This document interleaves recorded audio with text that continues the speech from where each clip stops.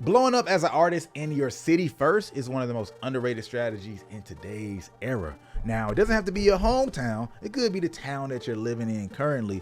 And the key is blowing up without getting stuck in the scene. So in this video right here, we're going to talk about how we've helped artists blow up in their city, but most importantly, how you can do it today. I'm Brandman Sean. And I'm Corey. And this is yet another episode of No Labels Necessary.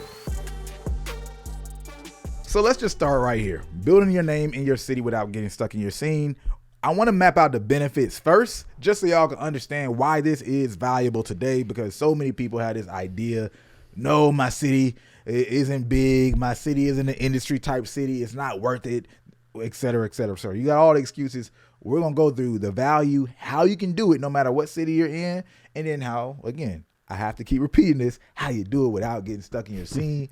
Benefits being, number one, you build your resources, right? Because you get certain connections. And when I say connections, I'm not even talking about industry. Just think about having the leverage to say, now I know some videographers. I know some photographers. I know other types of creatives that can help me put my vision together.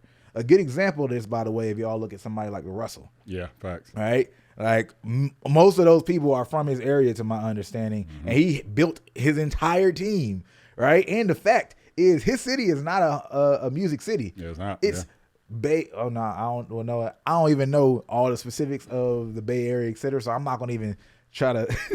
Yeah, but you know what? I think it's fair to say like that city isn't like traditionally known as like a big, like they have music artists out of it, but you don't think of it as like a music scene. Right, exactly. It's not thought of as its own music scene city.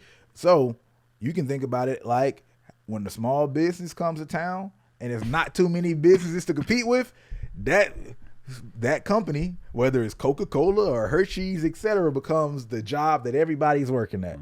So it's actually an advantage if you think about it that way, but you have to be willing to build something worth people's time, right? Now, also, doing anything in real life is a flex these days. That's the flex. And we probably should have started here. Like the fact that everybody's doing stuff online, everybody knows that online can be manipulated today. And you see fewer people actually doing things in the real world. The more you do in the real world, they'll be like, oh, you're actually doing this. I see a lot of people say they're doing things online, but he's different. He's real. And that's what real social proof looks like now. It's not a bunch of followers. It's, oh, people are following him in real life. He must be worth it. She must be worth it. This is interesting. Let me tag along for the journey. The other two things are influence in general, which I think we kind of touch on when you think about the resources, and then how that influence can translate from offline to online when people see that you're doing stuff in real life. And the last thing is cheaper to monetize, because the sense that it's being in your area is different than I got to travel, across the country just to do a show and monetize my fans. The fact I could do shows in my city or whatever in my city to monetize is a huge advantage. Now, let's get into the details, because again, we've talked about this. When we say my city, it doesn't have to be the city you're from. And I think people should think about it completely different in terms of leveraging your city that you live in is not the same as I have to become like a hero in that city where the whole city even knows who I am. All right. And the reason I say that is because we've helped artists who have built things in their city and launched it across the country and taking their fans into different parts of the world, literally. But in Atlanta, which is a city that this artist works in, lives in, this artist isn't known as like a big city, a big name. Like people in the city in the scene might not know who she is. But at the same time, there's fans who know who she is in the city. She can activate the city still. Right? And let's break it down right here. Strategy. So you have 4 stakeholders. You got industry pros. These are literally the professionals who are in the industry. You got music talent. So music talent is other artists who are in your city. Number 3 is you have creative talent in general. That's the visual artists, the photographers, the videographers, all these other people who can become an extension of what you do. They might be people who have their own merch brands, but it's in the same vibe as your aesthetic. So it's worth knowing them because you're a value to them. You might be a future sponsor or influencer that's working for them, or they might be the people who design your merch, right? It could go multiple ways, but they're building an audience that's similar to your audience. So you want to understand and work with some of these small businesses per se that make sense for you and your niche specifically. That's what you really want to think about it as. And then the next set of people is in real life influence. Now, what do I mean by in real life influence? This is, man, Jacory is good with the ladies, man. So if I bring Jacory, I want to have a lot of ladies that come. Or it could be Sharante is a gamer and he got the whole gaming community on lock. And whenever he pull up, if I wanted to bring the gaming community, I could invite Sharante, right? It's whatever the person has an influence on, that's what you tap on their shoulder for, right? And let's say if I specifically have some type of event that needs a lot of women, then I might have to have 4 Jacorys who are plugged in with the women, and then I might have to have these other sets of women that bring all their friends because I have my cute best friend who got a whole bunch of friends, right? You just understand the real world influence, like, because whenever you want to mobilize people, you have to understand other people that can mobilize people and how many people that is. So you might bring 4 people with you. You might bring like 100 people with you, but that 4 matters because 1, I'm curating the vibe, and 2, like it's not like I can't hit everybody up, right? If I need that many at that kind of moment. So that's what I think about in real life influence. But if you want to have any other, like, what do you think when you think about in real life influence? Yeah, no, I think you pretty much hit it spot on. I think it's a little bit harder to spot if you're not there in the scene because it is easy to go into a local situation with a regular influencer brain, right? You're not necessarily looking for the guy or the girl with 100K followers or 200K followers. Local influence, to me, that's strong is like they could bring out 20 plus people. Yeah, to off their word, right? That could be, to your point, the college student with 4,000 followers. That could be, you know what I'm saying, the guy that owns the boutique in the popular part of town, and he ain't really got no socials, but everybody knows the clothing store. Person with a restaurant, knows the stuff. So I think that there's a lot more breathing room when you think about a local influencer campaign than when it comes to like a traditional influencer campaign. And this is the space for you to kind of like bend those corners and rules that you couldn't like really bend in your mass market campaign. So no, I think you hit the nail on the head with that. Those are definitely the most underutilized types of people. But basically think about it like, hey man, without social media, who can actually get people to come out? Yeah, that's it. It's not really that deep. You don't have to get too crazy in terms of branding or how you think about these other people. It's literally, hey man, my brother has 5 friends that he can convince. Cool. But like, that's it. No different than throwing a regular party. And then the last category is fans. Do you have fans in the city? And if you're starting from ground zero, you might not have fans yet to activate in the city per se. So you're building fans as a part of this process. But those are the people that you want to network with.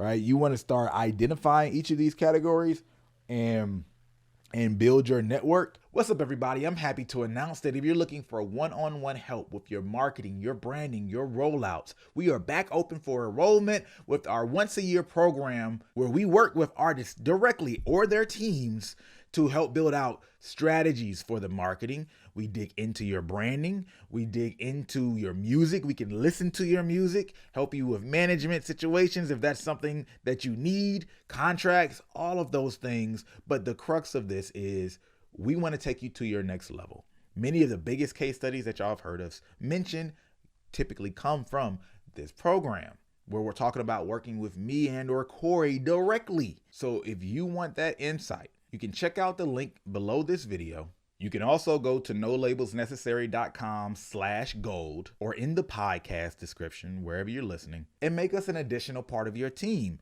So when you look at that link, you'll see the ability to schedule a call immediately, or if spots for the calls are already filled up, you'll have to hop on the wait list.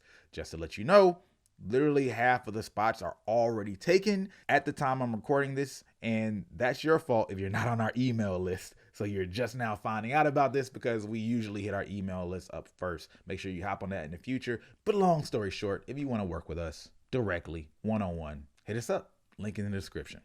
This is the part that most people don't get. And this is where artists messed up and using their own city. And they messed this up really in the industry as a whole. You got to put people in an order, right, of priority. And for me, especially if we're talking about building in our own city, my order is basically is this list backwards. Fans matter the most, right? Because if you have fans, that means you can do something in the city that now lets everybody else know that, hey, this person can bring people out. Mm-hmm. And once people see you can bring people out, they feel like you have influence, and now you can get other people involved, right? So it becomes this snowball. You don't necessarily need to have these stakeholders. Then this is why you have some artists, like one of the artists we just mentioned or alluded to, who can activate a city for them personally without having to be known by the radio personalities or other artists in that city. It's not about being in the scene at all. Most artists, when they think about, I got to be in this, when I'm trying to work through my city, they go to the underground scene, the scene that does a bunch of shows and all these other artists, and you work through that. And it's so easy to get stuck and stymied by the politics and many of the things that we'll touch on later.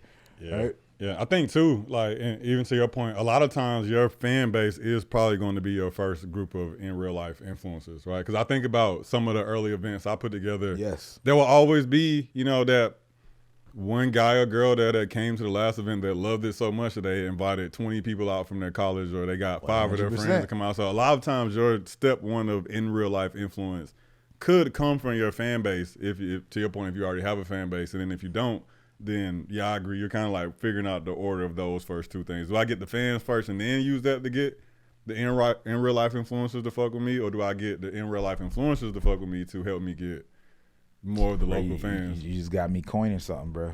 It's coming to my mind. It's your fan base or your fan base. Oh man, I like that. Hey, bro, that's what it is, man. Because that's exactly what they are. Like, you'll have your friends that also are your fans. They're supporting you. Yeah. Right. And then, so that's usually going to be let's just say if you're throwing an event, that's your very first group of people. Yeah. Group of people who are going to come out because it's your friends, and then you leverage them. But then you got to create an experience that's good enough for the people that were removed by one or two orders to then say, I'm gonna come back to the second event because I liked it. It was a good time. Mm-hmm. So you got your fans that matter the most, the in real life influencers, which can be your friends, right? Your friend base, but also other people that you can recognize throughout the city who have a little bit of leverage and can bring people out. Then you have third, the talent, which are the creatives of different types who might have certain aesthetics, and they might create visual art, they might create cookies, they might create edibles, different things that might make sense for your particular brand though. Remember, it has to match for your brand. And the cool part about it, with just those three alone, you really don't even have to get into the industry stuff. Mm-hmm. You don't even have to touch other artists and collab. Usually people get stuck in the scene in their city when they deal with their city's version of the industry, which is usually if you're a city industry person solely, then you probably can't take anybody far anyway, just to be real. And if you're an artist collabing early on, then obviously y'all are stuck with the same problem, right? But if I got fans, I got real life influencers, and I have talent and small like creatives and small business people, I have everything I need. Other talent is going to want to come, like other music talent, they're going to want to be associated with me anyway because they realize I have a movement, or they're going to hate on me, right? But like, I can do everything I want to, because check this out. Let's say if I have an edible brand that comes, and then I have this other brand that is a lady who creates this real dope jewelry that is on brand for me, right? This is going to have people who like her jewelry, and she's going to advertise that she's at this event, right? And that's going to bring out her friends, because her friends are going to come out and support. So now you have an audience that comes out that's not even from your core audience or your friend base or your fan base. So you're borrowing her friend base and her fan base and his friend base and his fan base. And now this is why it's so important for those people to be around your aesthetic and in your category, because if you do that, the people that they bring out, their friends, will more than likely appreciate your experience. Yeah, 100%. Yeah, it's like the same way your friend base and your fan base is there to experience something new. Their fan base and friend base is feeling the same way. Exactly. Right? Exactly. Yeah. And that's how you capture those people and you absorb them, and now they're yours now. Like, oh, they my friends now. Get out of here. I don't even got to have you here next time. Yeah. And then you got artist collaborations, and then you got industry people. The industry people are always going to find you. If you're really doing what you're supposed to do, that's the last out of this whole category. Mm-hmm. Just do your thing. They will find you. Trust me, from the grimy, slimy to the ones who mean the best and actually can do something for you, you will be found. So if you have fans, then you have your friends and just real life influencers, and then you have your talent of creatives and small business that you can work with. You will have everything you need, right? Now, how do you bring this together? Is an event. That's the best way to bring this together. It's not even close. We'll go through a couple of the benefits of doing this and why you should. If you are not convinced on why you should do an event, we are going to tell you why. And I feel sorry if you don't get it, if it don't click. That was my nice way. I had other words in my head. But an event, just a couple of things is, one, this is a way to bring people together, mm-hmm. where you can get footage that you share online. Mm-hmm. When you're talking about showing the online audience, I'm doing this thing in real life, that's the easiest way to show people, whoa, people came out for me. They came to my thing. I'm doing something. So the people in your city are going to see this recorded event. The people who are online in a completely different state, part of the world, will see that you have done this recorded experience and people enjoyed it, and look at all the different types of people who are in there. So that's my favorite thing about it. I got a second favorite thing. Technically, it might be arguing my first, but I want to know what your favorite benefit is of doing an event in the real world. Man, I think just the confidence boost you get to see like all the stuff coming together. Because to your point, and I say this as a digital marketer, right? Like, it's very easy to get wrapped up in online presence. It's very easy to get wrapped up in numbers. Yep. You know, when you see that, you know, you've been promoting this event for the last month and you were sad because your promo post couldn't crack 2,000 views, but then 400 people show up. You start to really learn like how much some of the stuff you stress about as an artist doesn't matter once you start coming to the real world stuff, or you get a better understanding of just human nature when it comes to things. How many people online gonna say they're gonna pop out and support, but then, you know, 2,000 people in the comments said, I wish I could go, I'll be there, but then 400 people showed up, right? But you need that understanding as an artist. That's a good one. That's a good one, because it gives you full perspective. Mm-hmm. My other favorite, personally, is also the branding aspect of it. Yeah. Like, I don't mean the side of, hey, I get to record this and show the rest of the world. That part of the branding is a very real thing. But I think doing some type of event is the best way for an artist, if you do it right, to start building their world. Yes. You know what I mean? Yeah. Like, because you get used to what it looks like. We so many artists want to build a world and experience. As they get bigger, they kind of have this big vision. But you can have this small microcosm that you say, I'm going to have for a day. I'm going to pick what the colors are on the wall, the design of what the tickets look like, the seating, and the show in general, the production. And by the way, when we say event, we truly mean event as a general term. Most people will think, hey, this means I should do a show. No, a show is usually the thing you want to do when you have fans and you can just bring out a hell of a lot of people. You want to do an experience, I'm going to leave that general, that's valuable and encompasses those talents that we said, like, make sense from a creative side and business side, where you can bring in these other vendors of different sorts, right? That's one way to think about it. You want to create some type of experience that helps you show people an extension of who you are beyond your music. Yeah. Right? Yeah. I think too, it's a good, going back to your point about using the above parts of the strategy to kind of work your way to other music artists and industry professionals.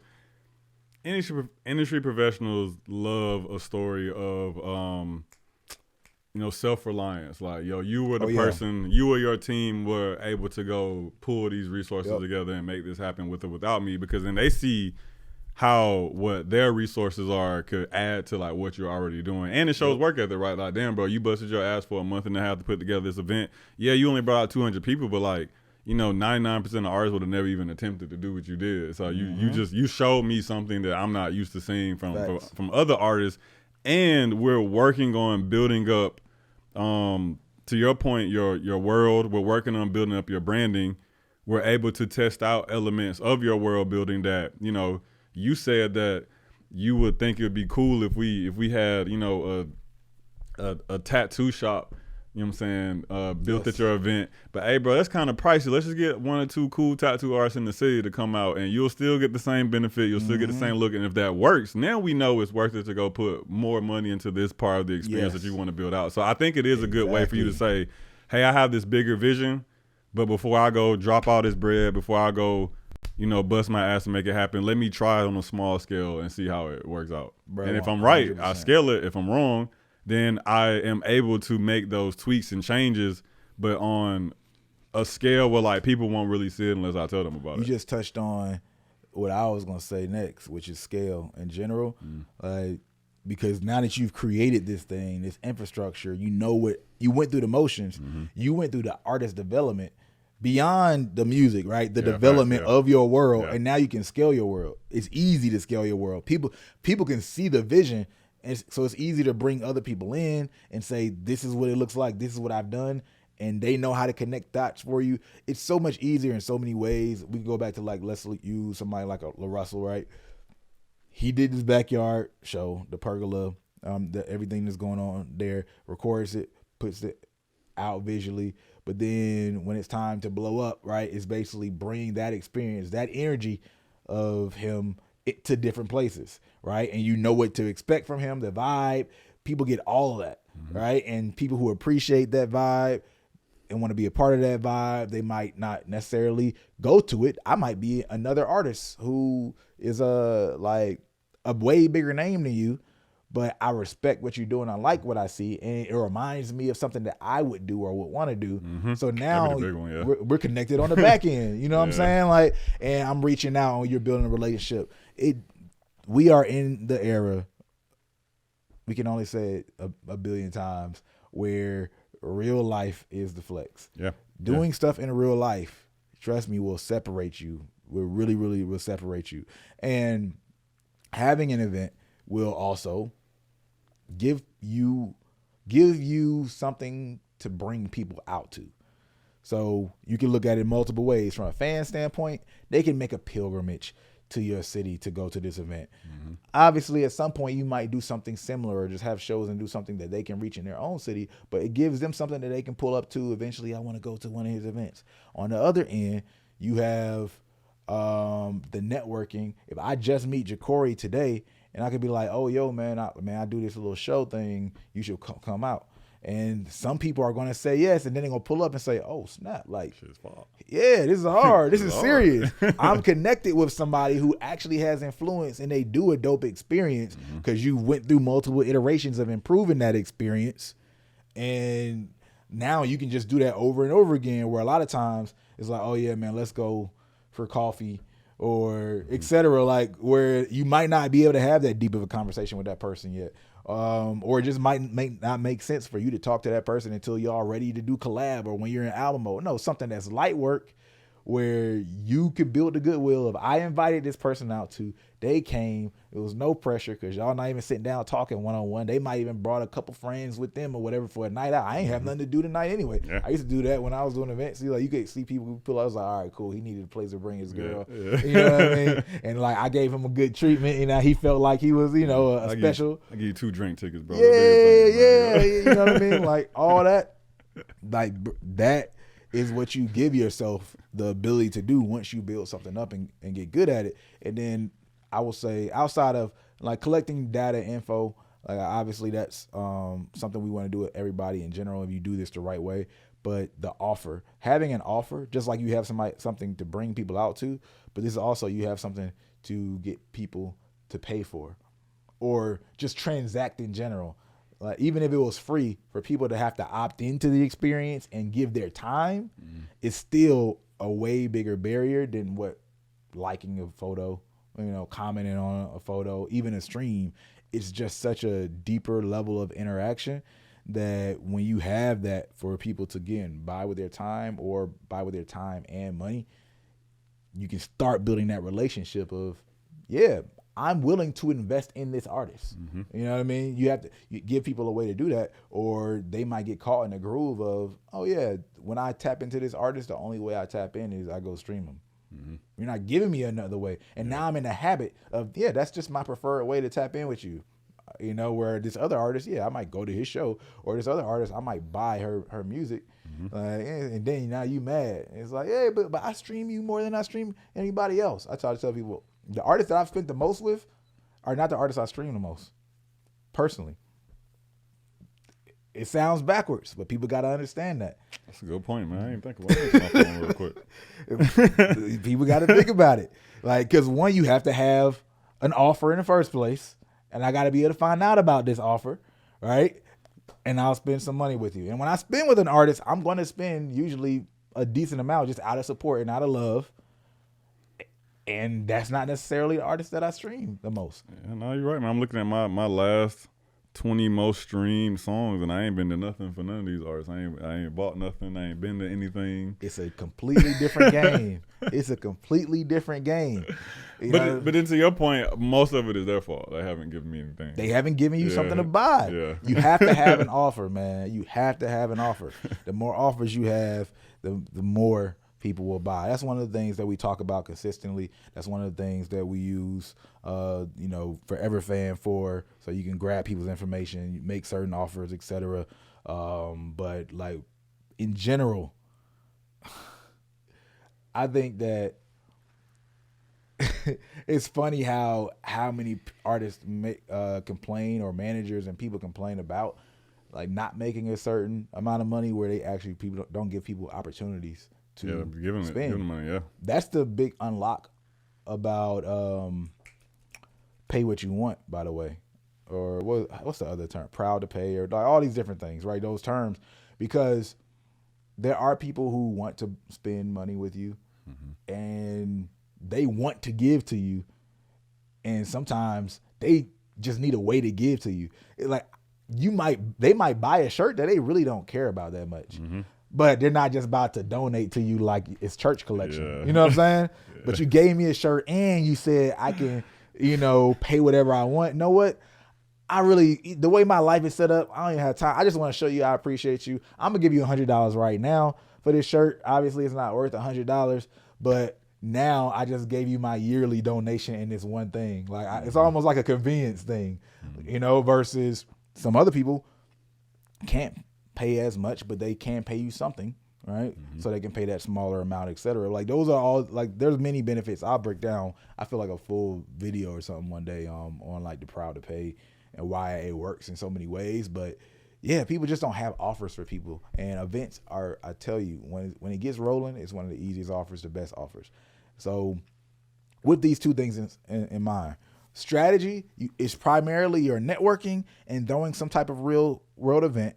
Right. And again, this isn't about the scene. Please go back to the strategy section of how we talked about it. Like, this isn't about getting deep in your scene. We didn't even mention, hey, go find all the people in the underground scene and be around with them and collab with a bunch of artists. You don't have to do any of that. However, if you have your ducks in a row, you can partake and then get the benefits of that and pull them up. But we should get to the avoidance section, because I was about to mention something. The fun part. We were about to avoid these things. So number one, we talk about avoiding the hometown scene in general and getting caught up in the scene, but avoid doing too many showcases is the first thing we have. That's a big one. Easy. Because it makes you feel like you're doing something. You feel cheap, man. Yep. Yeah. And now people see you all the time. It's good to do it for a sense of practice for performance. But never do a showcase and think you're doing anything valuable for the growth of your brand, right? Anything valuable for the growth of your actual fan base. That's not what it's about. Go out where you might have a relationship with somebody and you might be doing them a favor or something, so that might make sense. or you're just developing, giving yourself another rep from a performance standpoint. Yeah, I will argue, like, unless, you know, it's a big showcase, like it's something well branded, you know, I don't know, SoundCloud is doing a showcase in your city. Oh, yeah. Or you're using it for a content moment. You know, we talked about it earlier. Well, on a different episode, maybe, right? Sometimes you can use these showcases to get some good production content, you know what I'm saying, for cheap on the fly. If it's not one of those two situations, I will argue you shouldn't be doing more than like 2 to 3 showcases a quarter. You know what I'm saying? Like no more than that. You know what I'm saying? And again, that showcase, like you said, for content, that's another example of showing your fans and people online that you're doing this in real life. Yeah, there's strategy to it. It's not, you're not just popping out just because, to your point, the homie, you know what I'm saying, club promoter asked you to come out. It's like, no, I have a vision here. I wanted to show this message. I need a venue to help me show this message. So cool, I'll go do this showcase. Versus like, oh, I'm just doing a bunch of showcases because I think that this is the way. You know what I'm saying? Right. That'll cheapen your brand 100%. Easy. Then next we have local politics. Oh, man. Avoid the local politics. Avoid the local politics. Whatever that looks like in your city, man. Every city got local politics. Every city got people that went to high school together that don't like each other and that bleeds over into the work that they do. Every city got it, man. We can't go too in depth because that looks different for every place. But whatever that is for you and your city, avoid it. And if you don't dabble too much in your scene, you know, you kind of stay out. You do stay out of whatever. And then also, don't have too many artists at your personal event. Yeah. Right? So a lot of people just think, oh, I'm going to have a bunch of artists. And then that means they're going to bring all their friends and their fans. And then I'll have a big event. One, your events are not about being big when you're trying to build. Like, it's about quality. And then you get bigger through doing quality reps, and people love it, and the brand builds in and of itself. But if you just try to bring a lot of big people, bring a lot of people out the gate, trust me, it's not the move. Mm-hmm. But if you just bring out a bunch of artists, performing artists, other music artists, it's just gonna feel like a showcase. Yeah, exactly. And you're probably being lazy because you're not actually building out an experience beyond that. You should always think about your experience that you want the fans to have from a brand standpoint, insert yourself, and then insert other artists and how they could fit into that experience when we're talking about music artists. Yeah, I agree. It definitely shouldn't be just because they have a following. Yep. The biggest killer of it to me is the homie artist. You know, you got to put your boys on or put your homie. You also, no, you don't. You know what I'm saying? Make bro go be a ticket. You know, the guy clipping tickets at the door, bro. He can help in other ways. But to your point, it's like, I look at it like, if you have X amount of slots that you feel like you can give out for creative talent or music artist performance, most of the good ones, in my opinion, really only need like 1 or 2 other artists that are aesthetically tied to the event. Because to your point, the way I would look at it if I was them is, if I wasn't the one putting this event together, would I have came here? You know what I'm saying? Yes. And most of the instances where artists put on just a bunch of artists, if you would have asked them, like, yo, would you have went to something like this if it wasn't your event? 99% of them would say no. You know what I'm saying? You ask them why. Why wouldn't you go? Man, there's too many artists, bro. I don't know all these niggas, like, shit get boring. And it's like, so why did you do it, bro? Like, why did you do the same thing? And, you know, and I think it also speaks to, like, sometimes how little artists think about the consumer standpoint, right? For the artist, it's like, oh, this is fire. I want to put all my homies on. Everybody fire. You know what I'm saying? Everybody. We're going to trick everybody to coming into this room and watching us. And watching us, exactly. And it's make it awkward. But it's like, to me, that short-term thinking, right? Because, you know, like I said, you've done events, I've done events. And I know, like, one of the big things we will always talk about is, okay, I would rather there be 50 people in a room that witness something amazing. Yes. Then there'll be 500 people in the room that witness something mediocre. Because the 50 people that witness something amazing, they're going to make sure the next event has 200 people or 300 people. The 500 people that saw something mediocre are going to be the reason why your next event only has 50 people at it. You know what I'm saying? Because they're going to be the ones being like, oh, yeah, I saw the event. Last time that shit was kind of whack, bro. He just had like 8 artists come out on stage, and like there was like an ice cream guy in the corner that was kind of cool, but like, you know, he ran out, you know what I'm saying, 30 minutes into the show, and like I ended up leaving like 30 minutes in, bro. It wasn't really worth it. So you just accelerating your demise. I want to bring as many witnesses to this bad show to this as bullshit. possible. Yeah, exactly, bro. Like, and give them the task of telling the rest of the world never come see me again. That is what you're doing. And too, man, I would say this, it's not true for all artists, but when you're the one putting together an event, and this is, I do think every artist should put together an event to understand how they act to other people. Because then you start saying like how much artists be tripping when it comes to stuff like this, bro. Like over little shit, like just stuff that don't make sense. And from my experience, the smaller and more local the artist is, the more difficult they are to work with. You know what I'm saying? 0 followers, got a whole writer. Yeah, got a whole writer, bro. Everything that you need. I need public sandwiches, not with turkey. Not I want 20 ham. people on stage. Yeah, like, man. Yeah. So, man. you know, you get to see the dark sides of artistry that you don't get to see when you are the artist. And that also helps you to understand, like, yo, let me not be like that when I go talk Facts. to other people. Facts. And then here's a big one.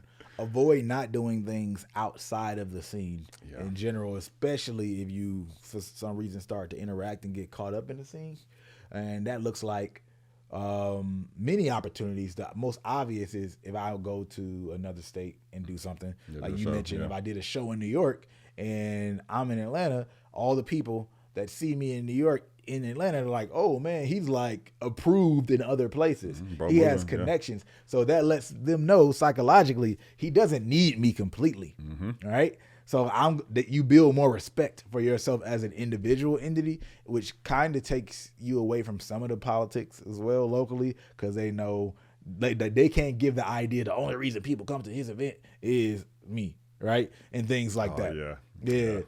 There's a lot of things, when you open that. So just make sure you're doing things. But it also can be other stuff in your own city that is outside of your scene. You're interacting with people and you don't have to be in the scene, but just bring in people and do things where it's like, I was able to bring out people and I didn't engage anybody in this particular scene, but I'm doing this event that now that they're somehow hearing about, or I worked with this organization in the city that has nothing to do with whoever these people are that might be considered your scene. So the more that you do in other places, no different than when people say, oh man, my city isn't going to respect me until I blow up some other place first. It's the same thing when we're talking about dealing with your scene, whether you're blown up on the other side of your city in terms of,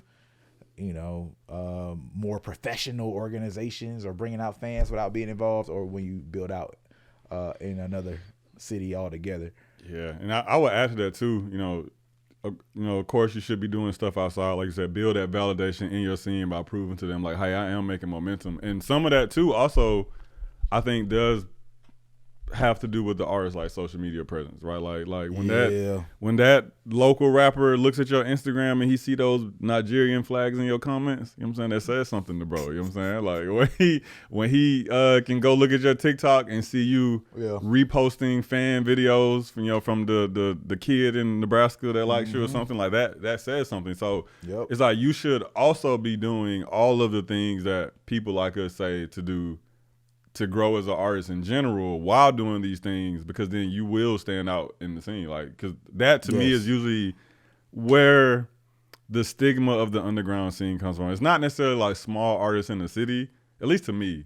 I think that's how it's generally looked at. To me, I look at it as small artists in the city who refuse to move like artists should currently be moving. Because usually like the scene is like very stoked on like how things used to work. You know what I'm saying? Atlanta's a huge one, bro. Atlanta used to be one of those cities where you could come back in the day, do a couple of showcases and have a name in the city. You know what I'm saying? It don't really work that way no more. You know what I'm saying? But I think that if you're modernizing yourself as an artist in terms of how you move, how you're gaining fans, so you're applying some of the general, more broad stroke stuff, and you're doing this stuff, then when you step in these showcases, or you step into your events, or you step into your local scene, it's almost, I want to say it's like a blessing, but it's almost like they start to feel like, yo, we see you doing so much. Like, it's almost an honor that you would even put together something like this here, because, and we know how much of music is just perception, like building and maintaining certain perceptions. So like you might have went to that show in New York and that could have been like 10 people there. You know what I'm saying? You angled the camera right. That shit looked fun. They seen you posting the flyer. When you get home, they can be like, man, bro, we see you making moves, man. We see you really out here taking this shit together. Yo, next event, let me X, Y, Z. You know what I'm saying? Let's make sure you blah, blah, blah, blah, blah for your next showcase. And then that stuff starts to like build up. And then, to your earlier point, now you have these resources and the know-how to build a prototype of your world to be able to sell to your fans and to the potential investors that you want to buy in and make it bigger. Exactly. Exactly, man. And that to me like goes straight into the idea of expanding your marketing in general. Mm-hmm. So we went through multiple things of like what you should do, networking, how you categorize that. We went through having an event, but the next level of this is now marketing to your city. Mm-hmm. You made a couple of connections, whatever that looks like, and then you have your event. But all right, how do I look bigger, even bigger to my city? How do I look like I'm doing more outside the scene? So you might pay for an influencer, all right? Mm-hmm. That influencer has to be a regional influencer. We don't talk a lot about regional influencers at all. We don't. We use them, but we never really hear other people talk about them. But a regional influencer is somebody who blew up from a certain region. They're from a certain region and they have impact on their region. They might have a global audience at one point, but because of where they were from, they have an audience that skews in that area, or they have a lot of respect for people in that area. The way you can find these people, because I know a lot of people are going to ask, is just think about an artist that not necessarily an artist, any type of influencer that you know that is from your area, and you know a lot of people in your area know who they are. Mm-hmm. That's all you really need to know. You don't need to necessarily go into their social media stats and look like, no, just if a lot of people in your area know who they are and you know they happen to be in that area and kind of like claim or openly let it be known, then you already know that there's a good chance that this is that type of person. Then you also have city publications. Like every city, a lot of cities have magazines. Yeah, magazines covering the city, whether it's an IG page or a real life magazine. Mm-hmm. But you figure that out yourself for your own city. And then we got in real life regional influencers. So we talked about in real life influence, like, hey, Corey can bring out 4 girls or something like that. Well, what does that look like in other cities and other connections, that you can make in real life that are just, again, not necessarily music industry people, just people that who can bring people out, and now you start connecting with them and getting the word out about yourself in other cities around you. Last but not least, meta ads. You want to go deep on the meta ads thing, or? Yeah, I think really all the ads could probably apply, but I would say meta ads if you're looking for more so. What am I trying to say? Like if conversion amount matters for you. You know what I'm saying? I personally feel like if it's purely a brand awareness play, probably YouTube ads do really great. Yeah. In the sense, if you care about conversion, hey, I want to market in my city and I want to collect the email or I want to get a stream, and I want to get a follower, meta ads. If it's just like, I just want a bunch of people to see me in this space and I don't care what they do after that, probably YouTube ads. But I would say out of all of these things, of all the marketing strategies, ads are for sure the easiest to start because you don't have to go look for nobody. There's no real research other than the research to how to run a good ad, and it's budget friendly, right? We know meta ads, YouTube ads too, I believe, are very budget friendly. You can work with almost any dollar amount. And the great thing about running ads to a specific region versus when you're doing more of your general campaigns is that you don't need to spend as much necessarily because you're targeting a smaller pool of people, and the organic from it can happen a lot faster. I might be paying $2 a click to push to Atlanta, whereas I pay 50 cents a click when I push to the whole U.S., but I can feel the influence of that click in Atlanta kind of moving a lot faster. So it's a little bit of like, I would say it takes a little bit of like marketing maturity to know how to read the ad situations and not completely like compare them to like your other marketing situations that won't look nothing marketing like this maturity, situation. Bro. We're gonna make that a thing. Marketing maturity is a real thing. Marketing maturity. Good Lord. But you need the marketing maturity to go like, man, I'm running ads to Atlanta. These shit suck because they're doing $2 where my last ad was doing 30 cents, but then your last ad was running to Brazil and you spent $1,000 on it. You know what I'm saying? It's like, bro, what'd you expect, bro? Like, but that's a whole different conversation. But ads are, to me, the easiest way to start. Meta YouTube ads are a great start if you have experience in a Twitter or a Snapchat or whatever your preferred ad platform is. All of them at this point can regionally target places, but Meta, YouTube are probably the most budget friendly and easiest to start with. And this is another episode of No Labels Necessary. I'm Brandman Sean. And I'm Corey. We out. Peace.